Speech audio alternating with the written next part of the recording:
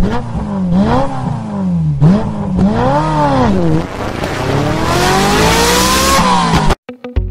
I'm Aisha Evans, CEO at Zoox. Hi, I'm Jesse Levinson, Zoox co-founder and CTO. So this vehicle has never driven in the city before, and today we're going to ride in it in downtown San Francisco.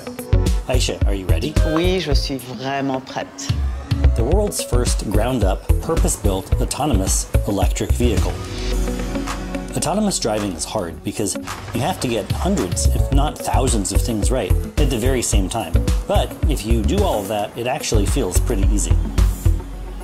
My favorite part of the vehicle design is that every time I'm in that vehicle, I actually don't think about driving. I'm being transported. It's magical. My favorite design element is probably the wheels. I think they're pretty beautiful. One of the best things about our vehicle is that every single passenger gets the exact same experience because of the symmetry.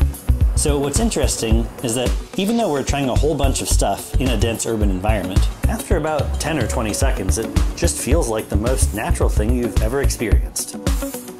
The next step after today is to continue testing, both on private roads and public roads, and get to market in a dense urban environment and transport people in cities.